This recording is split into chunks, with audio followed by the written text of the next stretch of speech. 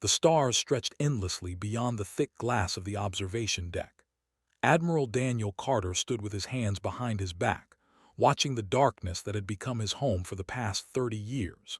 He was a tall man with gray hair and tired eyes that had seen too many battles and buried too many friends.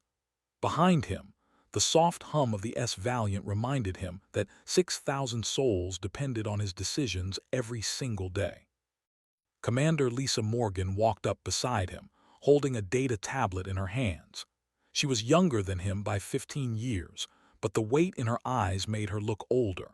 She had earned her rank through blood and sacrifice, leading rescue missions into enemy territory when everyone else said it was impossible. Now she served as his second in command, and he trusted her more than anyone else in the fleet. "The patrol reports are clean," she said quietly. "No raiders in the sector. The mining colonies are safe for another week." Daniel nodded slowly. "Good, the Council will be pleased." The Council. Those two words carried so much weight now. For 50 years, humanity had served the Galactic Council with complete loyalty. When the Empire first made contact with Earth, humans had been nothing more than children taking their first steps into a universe filled with ancient giants. The Council was made up of 12 species, each one older than human civilization by thousands of years. They had technology that seemed like magic. They had power that could crush worlds. And they had offered humanity a place among the stars. Daniel remembered being a young officer when the treaties were signed. He remembered the hope in everyone's eyes. Humanity would be protected. Humanity would learn from the elder races. Humanity would finally belong to something greater than itself. But belonging came with a price. Captain Brooks commanded the ground forces on the lower decks of the Valiant. He was a broad man with dark skin and a voice that could shake walls when he shouted. His soldiers had fought on 12 different worlds in the past decade alone, always in service to the Council. They had liberated from raiders who had enslaved millions. They had defended the Nexus Station when the Dread Swarm attacked without warning. They had bled on frozen moons and burning deserts, always following orders, always loyal. Often visited Daniel late at night when the ship was quiet. They would drink coffee and talk about the old days, before the wars, before the endless missions. But lately, their conversations had grown darker. "Do you ever wonder," had asked just last week, "if they even notice what we do for them?" Daniel had not answered. He did not know how to answer. On Earth, Secretary of Defense Wells sat in her office in Geneva, reading reports that made her stomach turn. She was a small woman with sharp features and sharper instincts. She had spent her entire career protecting humanity from threats both foreign and domestic. But the threat she was reading about now was unlike anything she had faced before. Intelligence Officer Cole had brought her the files 3 days ago. Was a quiet man who worked in the shadows, gathering secrets that powerful people wanted to keep hidden.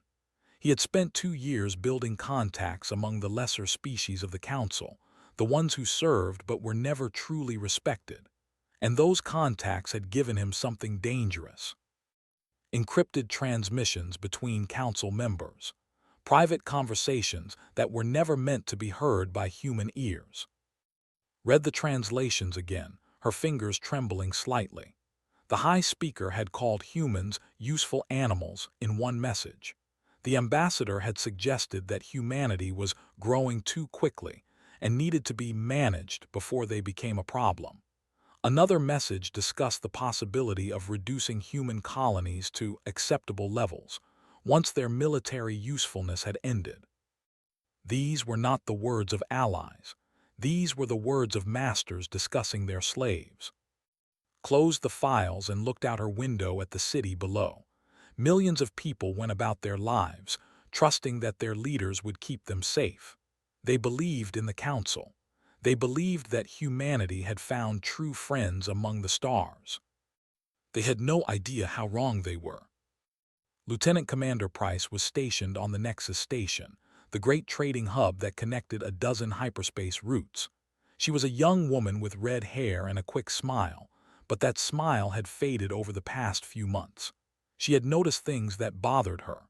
The way council officials looked at human officers, the way they spoke slowly, as if humans were children who could not understand complex words, the way they never invited humans to important meetings, even when those meetings discussed human territories. Had written to her brother about her concerns. He worked in the diplomatic corps on the council's capital world. His reply had been carefully worded, but she could read between the lines. He was worried too. Something was happening in the halls of power, something that made the elder races nervous and secretive. Back on the Valiant, Daniel Carter received a message from Earth. Fleet Command was ordering him to bring his ships to the Helios system for a joint military exercise with Council forces. It was described as a gesture of unity, a chance to strengthen the bonds between species. Daniel read the orders twice. Something felt wrong, but he could not identify what. He had served the Council faithfully for 30 years. He had lost friends protecting their interests. He had given his life to this alliance. Surely they would not betray that trust. He gave the orders to set course for Helios. 60 of humanity's finest warships began their journey, their crews proud and confident. They were going to meet their allies. They were going to show the galaxy that humans could be trusted. None of them knew they were flying into a trap. Commander Morgan watched the stars shift as the fleet entered hyperspace. She had a bad feeling in her chest, the same feeling she always got before something terrible happened. She had learned to trust that feeling over the years. It had saved her life more than once. But this time she pushed it aside. The Council was their ally. The Council had given humanity everything. The Council would never hurt them. She was wrong. The Helios system was beautiful in a cold and distant way. 3 gas giants circled a dying star, their colors shifting between purple and gold as ancient storms raged across their surfaces. Admiral Daniel Carter stood on the bridge of the S Valiant and watched his fleet take formation around him. 60 warships, each one carrying hundreds of brave men and women who had traveled across the galaxy to meet their allies. Commander Lisa Morgan worked at her tactical station, her eyes scanning the sensor displays. Something was bothering her, a tension in her shoulders that would not go away. She had checked the system twice already. Council ships were arriving in greater numbers than expected. "Admiral," she said carefully, "I am counting over 150 Council vessels in the system. The exercise briefing mentioned only 40. Daniel frowned and walked to her station. He looked at the display and felt something cold settle in his stomach. The Council ships were not taking exercise formations. They were spreading out, surrounding the human fleet from all directions. "Open a channel to the Council flagship," he ordered. The communication officer, a young man named, worked at his console. His hands were shaking slightly. "Channel open, sir." The flickered and showed the face of High Commander, an officer with pale blue skin and eyes like black stones. They were the oldest and most powerful member of the Council. They had ruled the galaxy for 10,000 years before humans had even discovered fire. "Admiral Carter," said, his voice flat and emotionless, "you and your fleet will power down your weapons and prepare to be boarded. Any resistance will result in your immediate destruction." Daniel felt the blood drain from his face. Around him, his bridge crew stared at the screen in disbelief. Captain Brooks, who had come to the bridge to observe the exercise, stepped forward with his fists clenched. "What is the meaning of this?" Daniel demanded. "We are here for a joint exercise. We are your allies." His thin lips twisted into something that might have been a smile. "You were never our allies, human. You were our tools. And now the Council has decided that you have become too dangerous to control." On the Council's capital world, Ambassador stood before the 12 high speakers in the great chamber where galactic law was made. She was a dignified woman with silver hair and decades of diplomatic experience. She had come expecting to receive commendations for humanity's loyal service.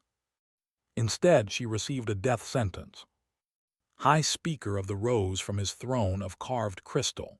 He was ancient even by his species' standards, his face lined with wrinkles that mapped thousands of years of life.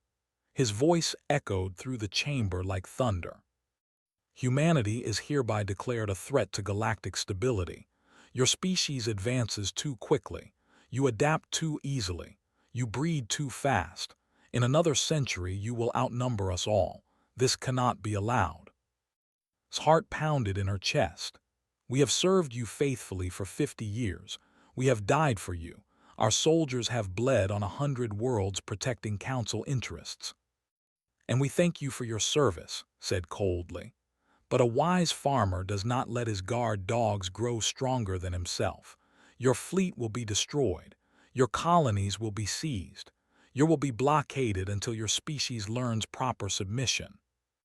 Wanted to scream. She wanted to rage against this injustice, but she was surrounded by guards and her words would change nothing. The decision had already been made. In the Helios system, the trap closed around the human fleet. 200 Council warships now surrounded them, their weapons charged and ready. Daniel Carter looked at the faces of his crew and saw fear, confusion, and growing anger. Commander Morgan's voice was steady despite everything. Admiral, they have us completely surrounded. We are 4-1. Our shields cannot withstand a concentrated assault. Captain Vance of the S Defiance called in on a secure channel. His face was grim on the small screen. Admiral, what are your orders? My crew is ready to fight. Lieutenant Commander Foster aboard the S Thunderbolt reported next. Weapons are hot, sir. Just give the word. Daniel looked at each of them. These were good people, loyal people. They had trusted the Council because their leaders had told them to trust. They had fought and died for ungrateful masters who saw them as nothing more than useful animals. He thought about his daughter back on Earth. She was 20 years old now, studying to become a doctor. He thought about the millions of humans who would suffer if the Council succeeded. He thought about every soldier who had given their life in service to this so-called alliance. Something hardened inside him, something cold and sharp like steel. All ships, he said quietly, opening a channel to the entire fleet. This is Admiral Carter. Execute Protocol Omega. We are going home. Protocol Omega. 3 words that changed everything. Every captain in the fleet knew what they meant. It was a contingency plan that Strategic Command had developed in secret, hidden from the Council, prepared for the day when everything fell apart. The S Valiant's engines roared to life at full power. Around her, 60 human warships broke formation and dove directly toward the enemy line. It looked like a suicide charge, a desperate act of defiance against impossible odds. The Council commanders watched with satisfaction. The humans were panicking, making foolish decisions driven by fear. This would be easier than expected. They were wrong. At the precise moment when the human ships reached the closest point to the enemy formation, something impossible happened. Every human vessel activated their hyperspace drives simultaneously. The ships vanished in flashes of blue light, jumping away from the trap that was supposed to destroy them. The Council ships fired too late. Their weapons struck empty space where human vessels had been just moments before. High Commander stared at his display in disbelief. Jumping to hyperspace inside a gravity well, so close to other ships, was supposed to be impossible. Council scientists had said it could not be done. The mathematics did not work. But human engineers had made it work anyway. 12 ships were lost in the escape. The S Horizon, commanded by Commander Phillips, suffered a drive malfunction. Rather than be captured, turned his ship toward the nearest Council dreadnought and pushed his engines to overload. The explosion took both vessels with it. Nearly 4,000 human souls died in those terrible seconds, but 48 ships survived. 48 ships full of witnesses who would tell the galaxy what the Council had done. As the S Valiant emerged in the Sol system, battered but unbroken, Admiral Daniel Carter began broadcasting on every frequency. The truth would not be hidden, the betrayal would not be forgotten, and humanity would never be anyone's tool again. The news spread across Earth like wildfire.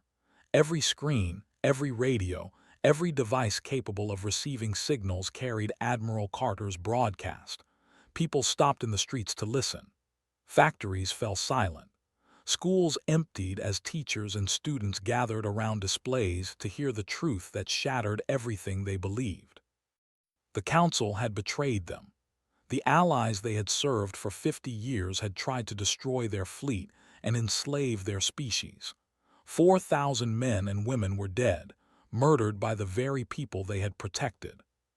President Richard Campbell addressed the world from the steps of the United Nations building. He was an older man with a calm voice that usually brought comfort during difficult times.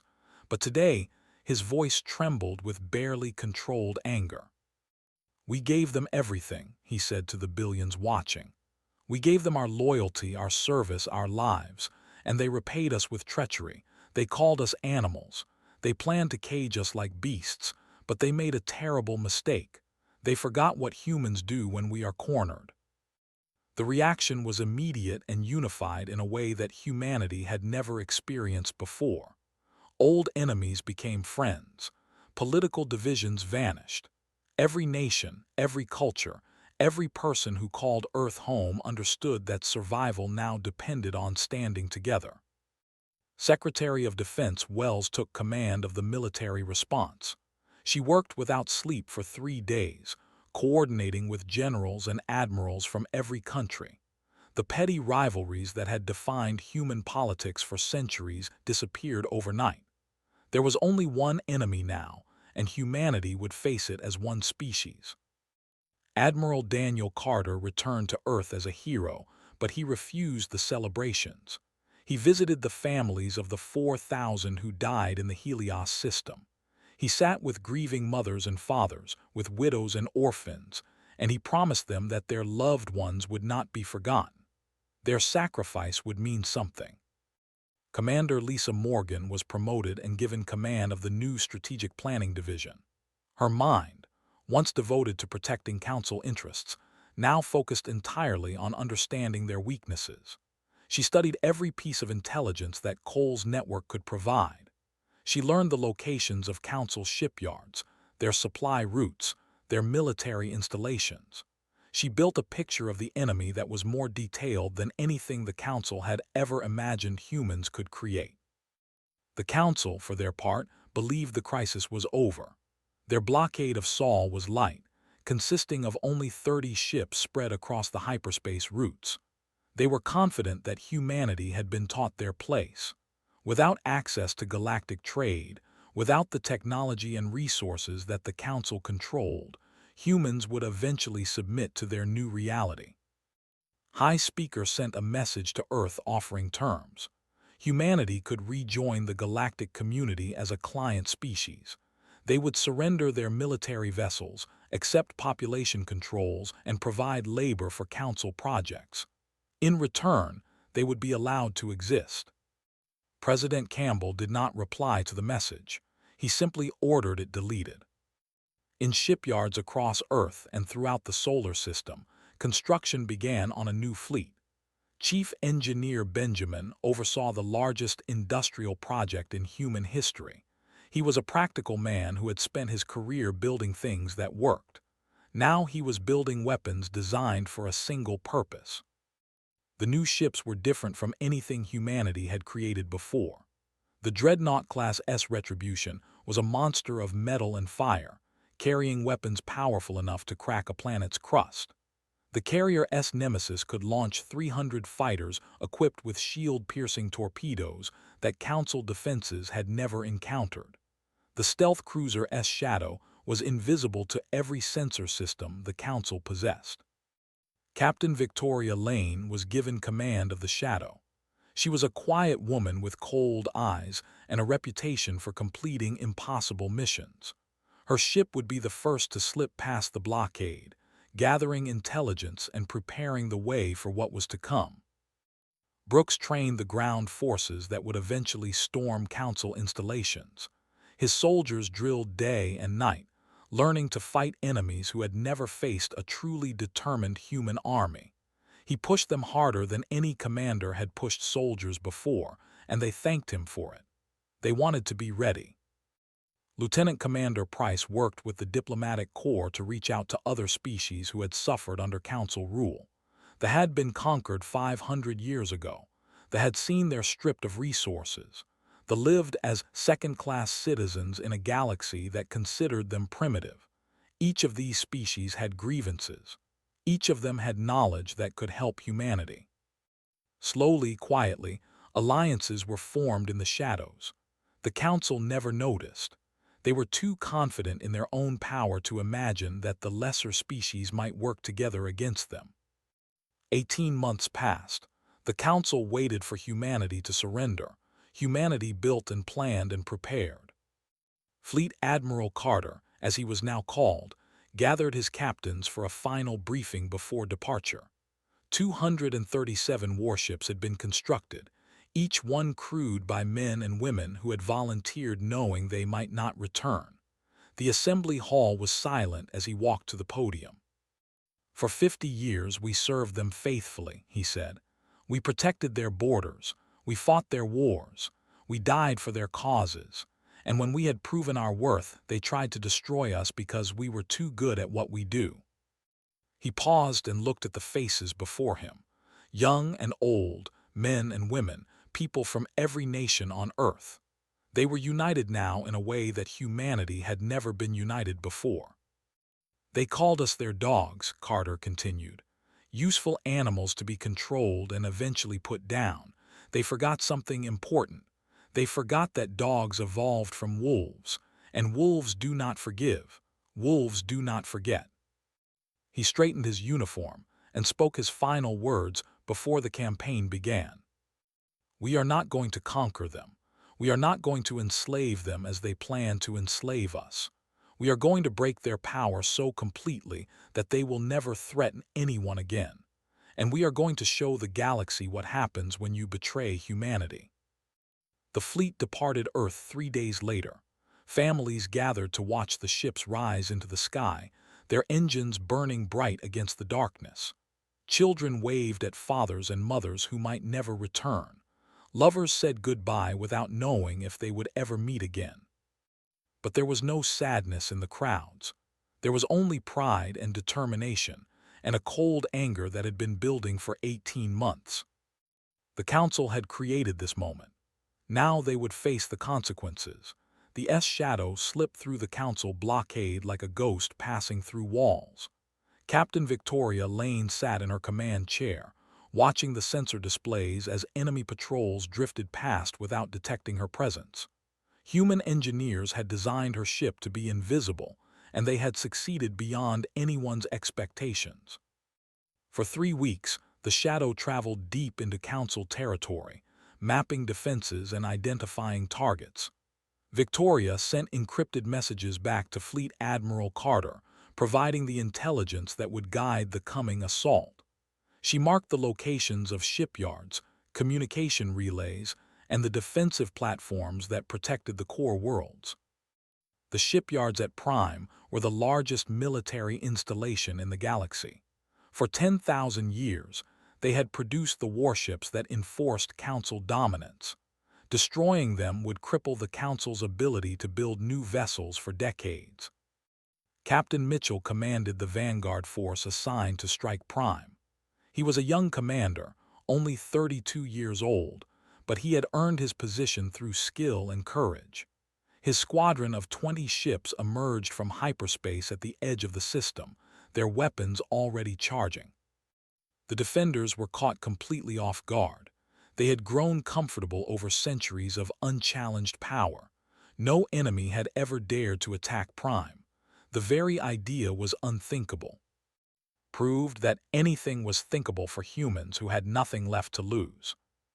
His ships tore through the outer defense platforms before they could organize a response. Nuclear missiles struck the shipyard's construction bays, igniting chain reactions that consumed half the station in minutes. Ships that had taken decades to build were reduced to burning wreckage in seconds. They scrambled their defense fleet, but they were too slow. By the time their warships reached engagement range, had already completed his mission. His squadron jumped away, leaving behind a scene of devastation that they would never forget. High Speaker received news of the attack while holding court on. For the first time in his long life, he felt something like fear. This was not how it was supposed to happen. Humans were supposed to be contained. They were supposed to be broken. Instead, they were attacking. Commander Price led the strike force that intercepted the Council relief fleet racing toward Prime. Her squadron emerged from hyperspace directly in front of the enemy formation, a tactic so aggressive that Council commanders had never prepared for it. Human ships flew straight into the heart of the enemy fleet, their weapons blazing at point-blank range. Had studied the Council's tactics for months. She knew they preferred long-range engagements where their superior shields could absorb damage. They were not prepared for enemies who closed to knife-fighting distance and traded blow for blow. 40 Council ships were destroyed in 17 minutes, lost only 6 vessels. The survivors of her squadron cheered as the enemy fleet scattered and fled. The news spread across the galaxy like shockwaves from an explosion. Humanity was not just fighting back, they were winning. Fleet Admiral Carter brought the main force to the heart of Council space. 200 warships traveled through hyperspace in perfect formation, emerging near the borders of the core systems. The Council scrambled to organize a defense, but their coordination was failing. The communication relays that Victoria Lane had identified had been destroyed by stealth attacks, leaving entire sectors unable to communicate with each other. The Retribution led the assault on the defense fleet. Her main batteries fired beams of focused energy that cut through enemy shields like knives through cloth. Captain Cole commanded from his position on the bridge, calling targets and coordinating fire with cold efficiency. Had lost his brother in the Helios system. He had watched the recordings of the massacre 100 times, memorizing the faces of the Council commanders who had given the orders. He was not fighting for revenge, not exactly. He was fighting to ensure that no human would ever suffer such betrayal again. The fleet broke and retreated after losing half their ships in the first hour of battle. Their commanders sent messages begging for mercy, promising to withdraw from the Council alliance if the humans would spare them. Carter considered the offer. They had not been the architects of the betrayal. They had simply followed orders from their masters. Perhaps they deserved a chance to surrender. But then he remembered the intelligence reports that Cole had gathered. They had voted in favor of humanity's destruction. Every Council species had agreed to the plan. There were no innocent parties among them. He the surrender request and ordered the assault to continue. Commander Lisa Morgan coordinated the fleet movements from her position aboard the Valiant. Her tactical genius had designed this campaign, identifying the exact sequence of attacks that would cause maximum damage to Council infrastructure while minimizing human casualties. Every victory followed her predictions almost perfectly. She watched the displays as human squadrons struck target after target. Fuel depots exploded. Supply convoys were captured. Military installations fell silent as their defenders fled or died. The machine of Council power was being systematically dismantled. In the shadows of the campaign, the alliances that Lieutenant Commander Price had built began to show their value. They provided star maps of secret routes through Council space. They sabotaged their own masters' communication systems, the shared codes that allowed human ships to pass through automated defense networks. The lesser species of the galaxy had waited centuries for someone to challenge Council dominance. Now they were doing everything they could to help that challenge succeed. High Speaker called an emergency session of the Council. The 12 species that had ruled the galaxy gathered in their great chamber, but the confidence that had once filled that room was gone. Fear had taken its place. "We must negotiate," the ambassador hissed. "The humans are destroying everything we built." "We cannot negotiate with animals," replied, but his voice lacked conviction. "Then we will die," the ambassador said simply. Outside the chamber, human ships were gathering in the darkness of space. The final battle was approaching, and the Council had no idea how to stop it, burned beneath a sky filled with human warships. The Council's capital world, seat of galactic power for 10,000 years, watched in horror as the Retribution took position above their greatest city. Fleet Admiral Daniel Carter stood on the bridge of the Valiant, observing the planet that had condemned his species to slavery. The journey to this moment had cost everything.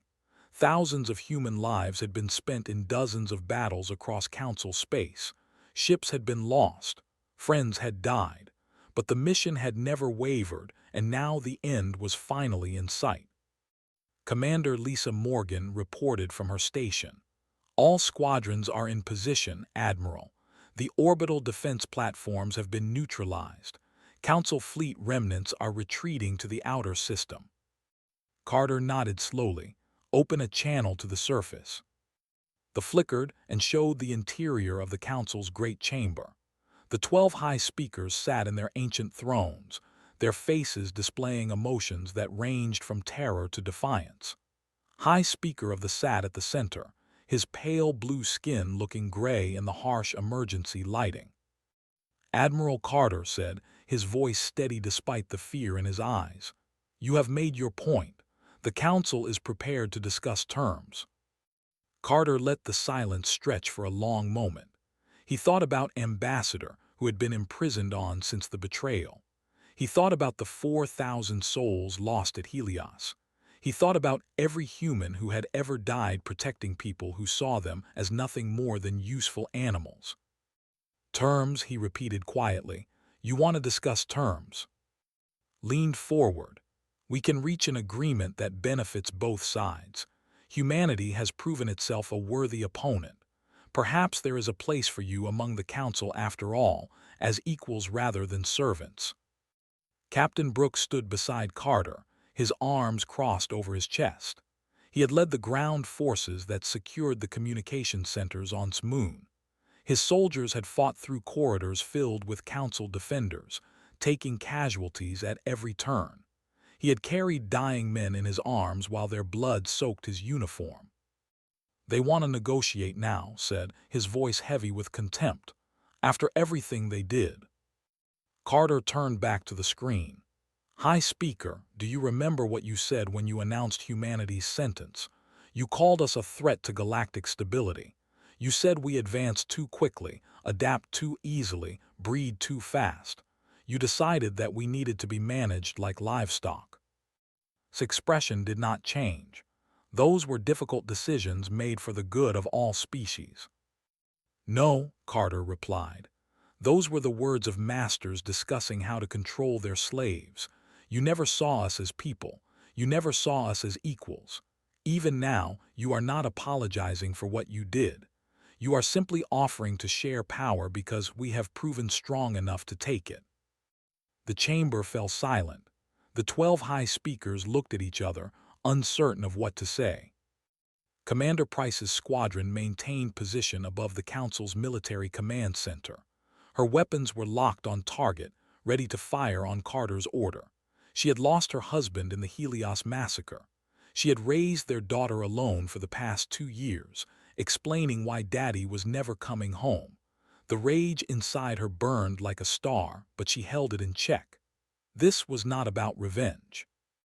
It was about justice. Lieutenant Commander Price monitored communications from her position on the surface.